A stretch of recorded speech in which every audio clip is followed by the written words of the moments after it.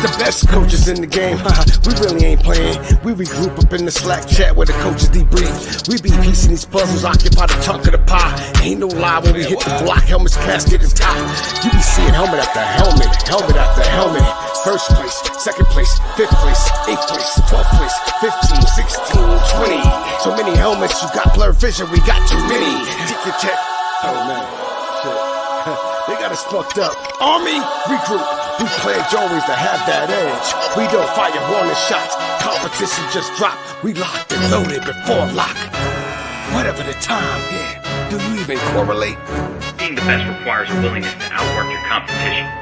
There's always someone smarter, faster, sharper, more naturally gifted to come around.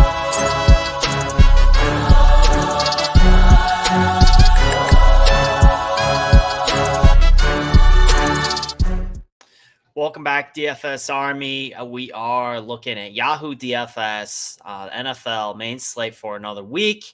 It's almost over. We're almost to the end, but we got a couple more of these things, so let's jump into it.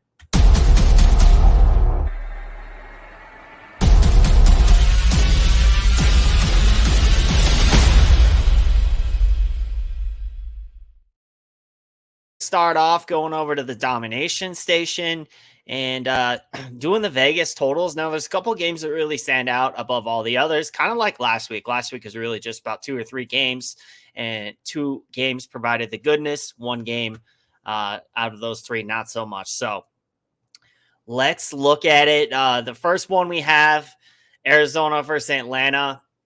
Not a ton to like as far as passing goes in this game. It's a pretty low total, 42 points. But I do like both running backs on the Arizona and the Atlanta side. So Arizona, we got James Conner. He's like $23. And he's been getting a lot of touchdowns. 6 weeks with his average is touchdowns. So we like that with him. And he's been more involved in the passing offense recently. And then on the other side, Atlanta, Tyrell Algier, he's only $20 on Yahoo, and he has gotten most of the volume over the past several weeks. So with Huntley out, he's definitely seen an uptick in volume and seems to be the lead guy there right now. Now, the second game here is really the game that I like the most for stacking purposes. There is one more game on this docket where I think, it could supersede this one, but overall, this one sets up really good on both sides, mainly because both teams are great matchups for opposing quarterbacks and wide receivers. So that's kind of this the game environment where we will have shootout potential that we look to target. Now, specifically, I like this game more on the Detroit side, just because Chicago, they don't have really any wide receivers at this point. It's Byron Pringle, it's Sante Pettis, but these guys are really wide receivers you can't depend on week to week. On the other side, though, Detroit, they have several options. They have Amon-Ra St. Brown, and Jared Goff gets everyone involved. DJ Chark, Khalif Raymond, tight end getting 3 touchdowns last week. So their offense just moves the ball really well. Fields, I think, is a sneaky play. You could play him as a one-off, just because he can have those ceiling-like games, and specifically going against a Detroit team that doesn't have a very good defense. I think he could play Fields as a one-off, but you can stack him with Kmet as well. So this game I like a lot. Now, next game, Jacksonville going against Houston. Lower game total. It doesn't project as very competitive, but you never know. On the Jacksonville side, I like ETN because of the matchup going against Houston's horrible run D. Other than that, there's not a whole lot to like from this game. 1 or 2 pieces, mostly an avoid for me. Now, Denver versus Kansas City. We saw the scenario play out just a few weeks ago. Ended up being actually a very competitive game. Very high scoring.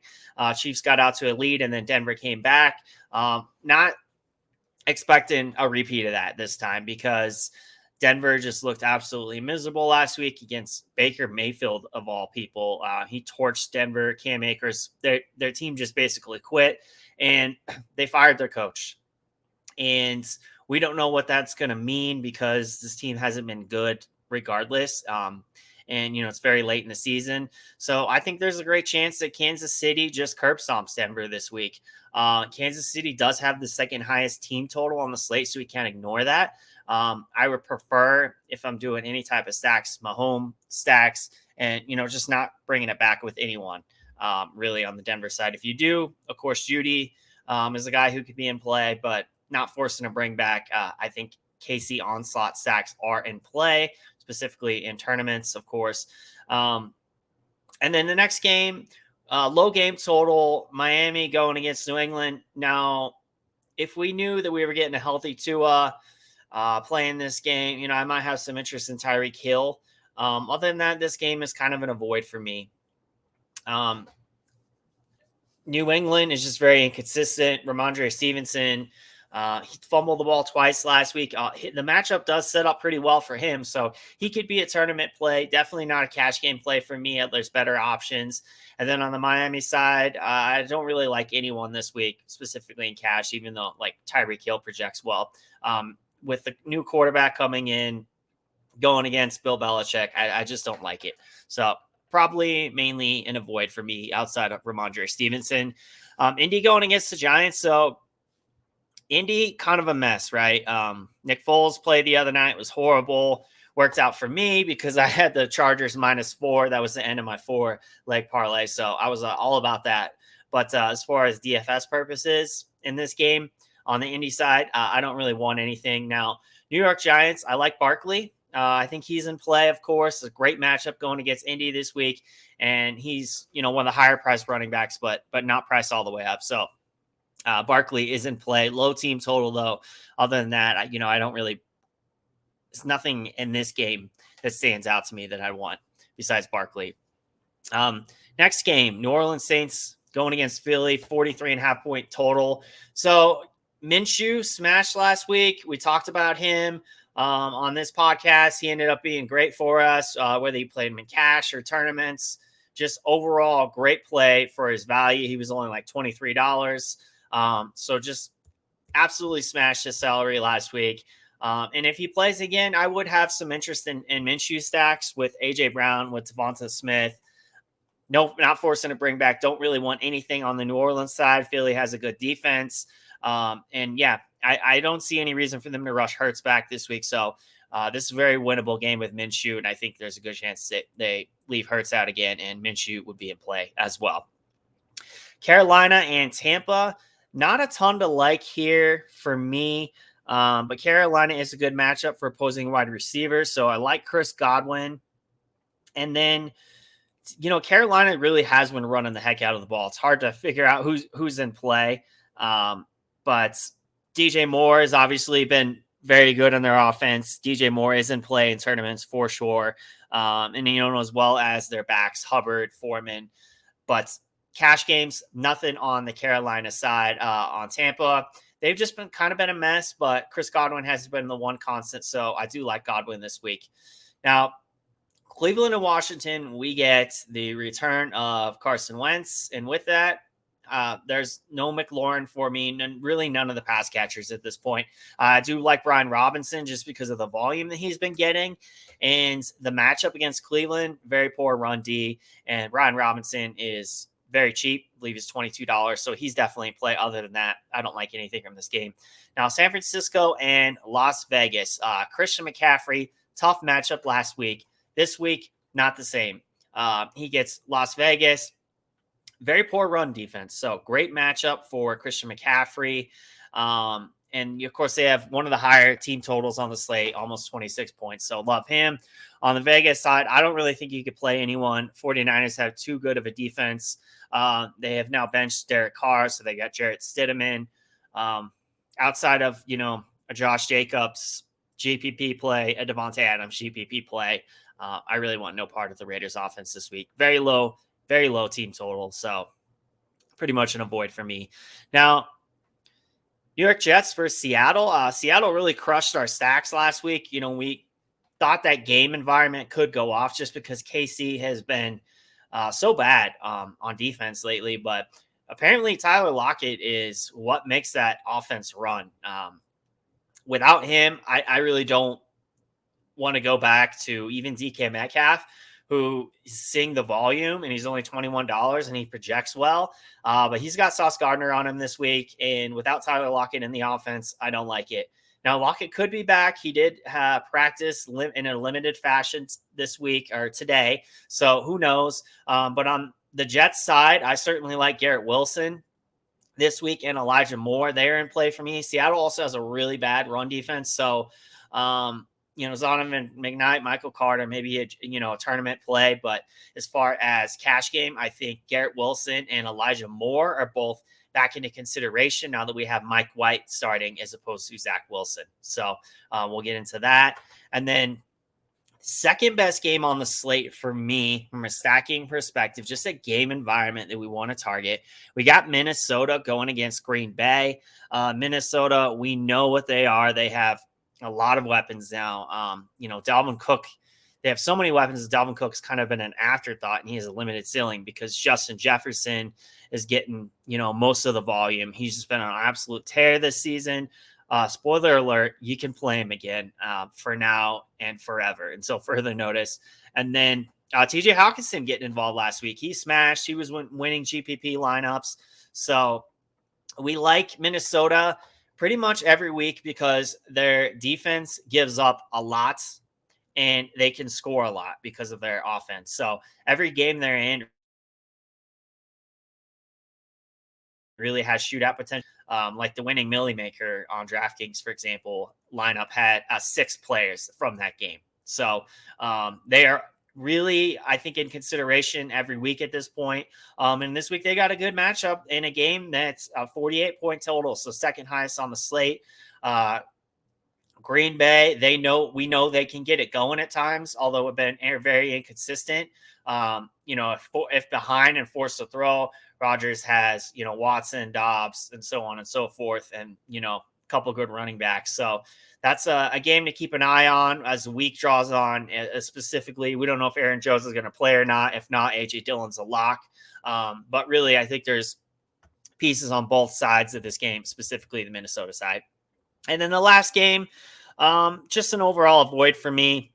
I don't want anything from it. Very low total, just an avoid. So let's go ahead and get into my plays for the week. So starting at quarterback now, this is my article that I'm working on right now. As soon as I get the final ownership numbers, because as you can see, they're kind of zeroed out here right now. We got to get that fixed, get that those ownership numbers in there, and I will finish this article and tweet it out when I do. Follow up me at FantasyFling on Twitter. As I tweet it out as soon as I finish the article. And also, if you like this kind of content, please be sure to hit that like button, comment plays that you like this week. Let me know, subscribe, and then hit that notification button so you never miss an episode. Like for example, tomorrow morning, we're doing a showdown breakdown going live. So hit that notification button so that you don't miss it. As DFS Army has been crushing showdowns this year. So you don't want to miss that. Now, quarterbacks on Yahoo this week. So the top pay up option is Fields, and he is now priced up because of the matchup. So this matchup is much softer. He is now increased in price, even though he had a bad game last week, only scored like 9 points. But he is the second highest quarterback projection this week. I think there's a good chance that he could still be in the nuts, even priced all the way up. He might just have one of those, ceiling games and, not necessarily bring anyone with him. When I set a rule in the domination station this week for stacks, I'm going to exclude Fields and just kind of let it do what it does and let it ride. He's a good tournament play. However, I like Mahomes and Goff. I was building some lineups earlier, and Goff I really liked what I saw with the $7 savings from Mahomes down to Goff for my catch game lineups. But Mahomes is always in play. He continues to have the safest floor for quarterbacks. He has not scored under 19 points in 13 games. Just been an incredible run. And the Chiefs, they have the number 1 seed to play for. So I very much expect them to stomp this Broncos team that is just a mess right now. And the Chiefs are at home. So the 28.75 projected team total, second highest on the slate, only behind Jared Goff's Lions. So they're at home in the Dome, which we've had some great games with Goff at home. His home and road splits very well documented this year. But this projects as the highest game total, and really they have the highest team total. And for good reason. Chicago has not had a good defense. So they basically traded away their two best defensive playmakers, and their defense has suffered immensely because of it. So in regard to salary and just 2 games over 49 points, it's just hard not to like Goff this week. And I love him in cash as well as tournaments. Now, running backs, Christian McCaffrey. This week, this matchup is just outstanding. So I think we can comfortably play him. It's a much better matchup this week than it was versus Washington last week. This Raiders team gives up 4.5 points above average to the running back position, and they're in full tank mode at this point. So I think the 49ers could blow the doors off the Raiders here, and Christian McCaffrey should get all the volume he can handle. Now, Travis Etienne, Houston has one of the worst run defenses in the league, and we can't overlook the matchup for Etienne. He's seen over 20 touches in back-to-back weeks. He's priced higher than I'm comfortable with, giving the options of Barkley and Christian McCaffrey in really the same salary range. But for me, tournament exposure, it will be there. And he does have enough volume that I believe he's a safe cash play, specifically given the matchup. So Saquon, $29. He's got 2 weeks now over 20 points. 23 points last week. Another solid matchup this week versus an Indianapolis team that gives up 2.39 points above average to the running back position. He does have the second highest projection on the domination station this week for good reason. So I like getting both him and Barkley, or him and Christian McCaffrey, into cash game lineups. I think it's doable if you go down to Goff this week. Another running back I really like, James Conner, scored touchdowns, and we need that on Yahoo. So 6 touchdowns in his last 6 games, double-digit points during that entire span. He's not had a game under double-digit points. Atlanta been a bottom 10 team against the run over the past 5 games, so the matchup is favorable for him to continue his run. And, based on his price, he is my favorite low to mid-20s price running back. Brian Robinson, I mentioned him too, though.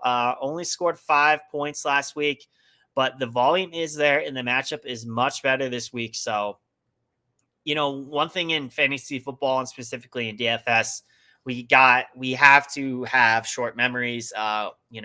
Recency bias. It can be a bankroll killer. So this is a Cleveland run D that gives up 4.9 points above average to the running back position. Robinson, he's in a good spot to bounce back. So he's seen over 20 touches in 3 out of his last 4 games. For me, I would probably pay down. I'd probably do a James Conner, Tyler Algier combo versus like a Brian Robinson, Tyler Algier combo. Arizona, they have been poor against the run last month of the season, and Algier, he now has scored over 20 touches per game over the last 2 games, including 5 targets in the passing game last week. So this is a great matchup for the rookie, and he's priced low relative to his upside here, so I like it. However, injury pending, I did mention Aaron Jones. He had his ankle rolled up on last week. So this matchup for me, if Aaron Jones is ruled out, it is A.J. Dillon's a lock at $20 for my cash game lineup. This matchup is elite against a Minnesota team that's just been giving up a lot of points above average to the running back position, and really over all the positions, running back, wide receiver. So if Jones can't go, A.J. Dillon, he gets a full workload as a starter in a great matchup at a discounted price, priced at his running back by committee price. Wide receivers, it's like we don't really need to explain ourselves much at this point with Justin Jefferson, right? He's playable every week despite the matchup. Even in tougher matchups, he's still top projected wide receiver. And he's produced over and over. We saw it against Buffalo. And then for what it's worth, he torched Green Bay already this season. Week 1 went for 184 yards and 2 touchdowns. So I love him as a top pay up option again this week. Amon-Ra, over the last month of the season, Chicago has been the 7th worst team against the pass.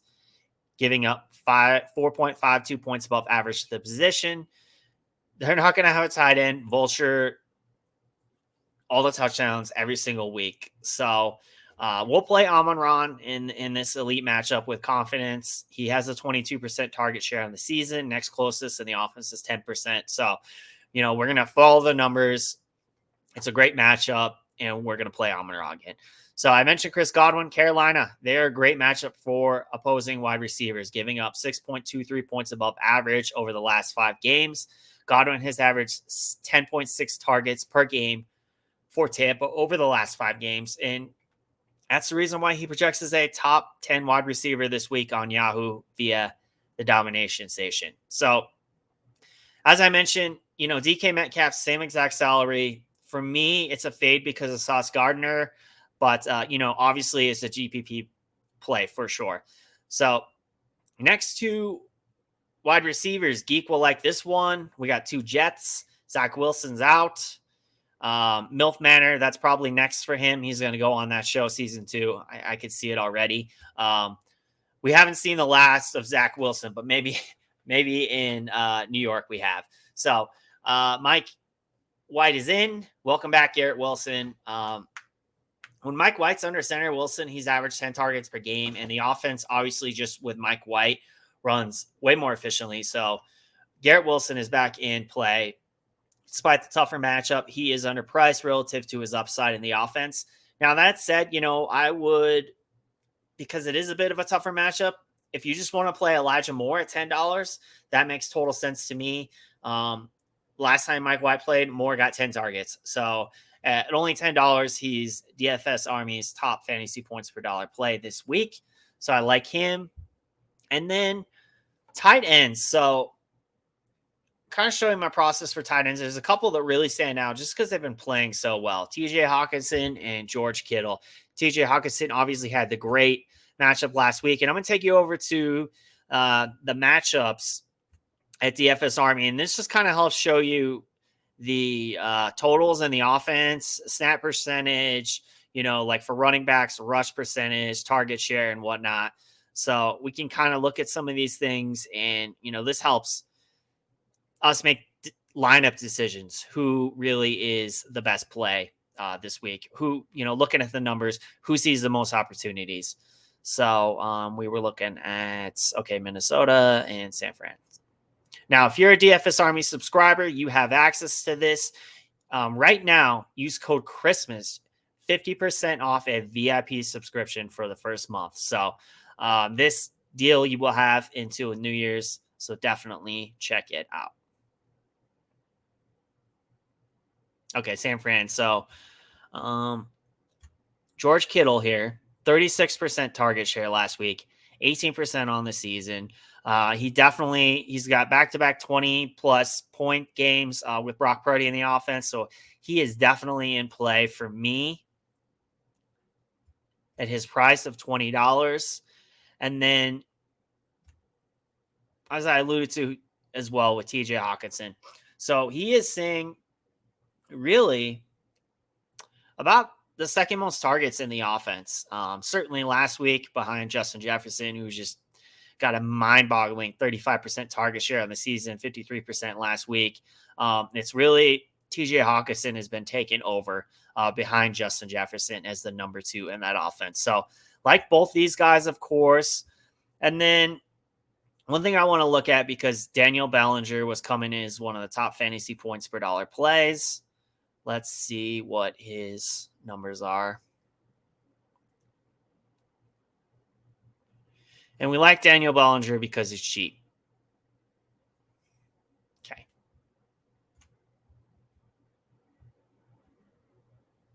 So low targets, 6%, not ideal.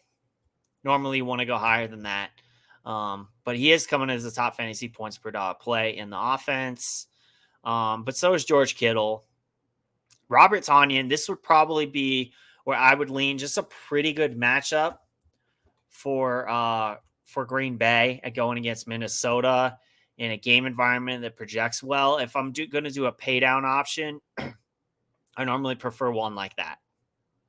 Just pay down option in a good game environment. Not only a good game environment, but just a good matchup.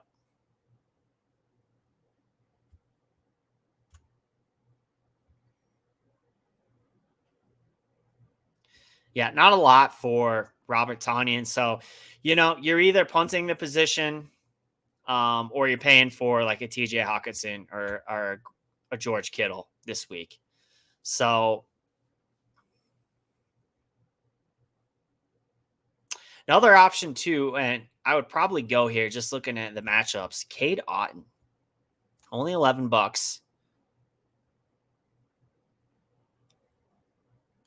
Tampa Bay. So yeah, he's actually seen quite a bit of targets in the offense.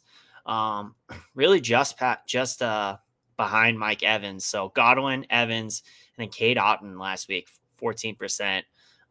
That's certainly a lot higher for tight end. So that could be another punt option, Cade Otton. As far as defenses, yeah, the Chiefs obviously are in a great matchup. Wilson was horrible last week. He threw 3 picks. He got benched. Britt Rippon comes in, throws a pick. So KC at home, that's the top matchup. New York Giants versus Indy. Is it going to be, who knows, with Indy's offense? Is it going to be Matt Ryan, Ellinger, Nick Foles? Doesn't matter. It's been a disaster. So all of them. San Francisco will probably be my top pay up option, just going against Jarrett Stidham. And I think by the weekend, they would probably be the highest projected defense when it's all said and done. Fantasy points per dollar. This is normally how I pick my defense. Atlanta Falcons going against McSorley, $11. I like that. They have a good projection. That would be a good pay up option that I would consider.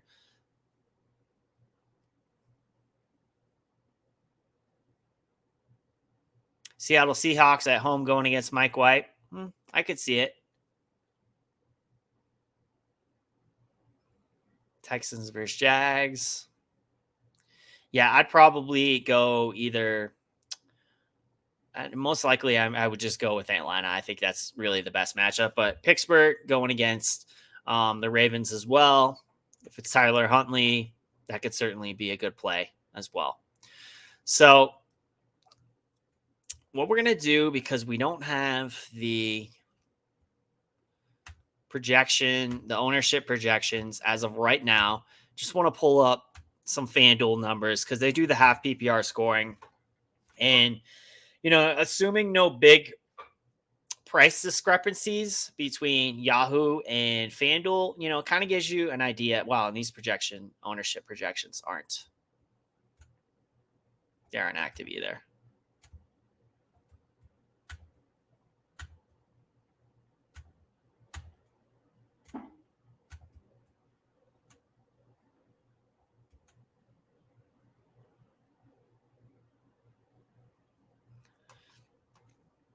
Well, looks like it's site-wide. I'm sure that will be fixed.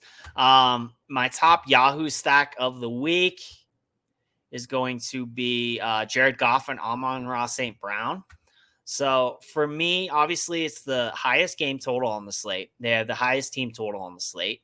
All the numbers from a matchup standpoint show that really – Chicago, they're bad against quarterback. They're bad against wide receiver. So this projects quite well for me. And let's take a look at their pricing real quick. So we got Goff at $30, and I believe Amon-Ra is about $25.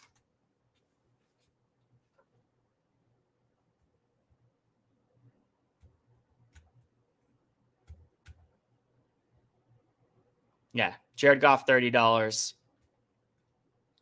The 17-point projection. And Amon-Ra is $25 with a 14-point projection. So when we go back to the matchup, obviously Goff at home is done his best. That's when, he's been in multiple GPP winning lineups dating back to the first one, week 4, when they went against Seattle at home. In that game, just two defenses, they were pretty poor. It just went off. So that's kind of what we're looking at here. This type of game environment, we want bad defenses. And the good thing is with Goff and Amon-Ra, they're the two highest priced guys, but you have several cheap stacking options on both sides. So, you have DJ Charks, you have Josh Reynolds, you have the new wide receiver, the rookie, Jameson Williams. And then, on the other side, you could bring it back with like a Cole Kmet, Byron Pringle, Dante Pettis. So there's a lot of different ways you can go with that, or you could just fade that pass offense and bring it back with a David Montgomery, specifically if Justin Fields ends up being chalk. So Chicago, 7th worst team against the pass, 4.52 points above average to the wide receiver position, highest team total, highest game total. Regardless of what the ownership numbers look like right now, there's lots of different ways to get different. Even if that stack ends up being chalky, you could certainly get different, a lot of different ways, as we saw last week in the Millie Maker, when we had, for example, Daniel Jones, Richie James, Isaiah Hodgins, Barkley, and it was brought back with Justin Jefferson and Hawkinson. So there's specifically a stacking. If you go with like a heavier stack, there's a lot of different ways to get different. But this week, more so than last week, we have 13 game slate versus 10. So, we just got to be unique in how we build our lineups. I do think that's going to do it this week. Follow me at Twitter at FantasyFling, because as soon as I finish my Yahoo article, as soon as I get all those ownership projections and I can give you my top leverage plays, I will tweet that out and finish it. And be sure to comment, like, subscribe, and share if you like this kind of content. It really helps. We appreciate all your support. We only got a couple more of these, so let's have a great week 17. Let's win some money. See you next week.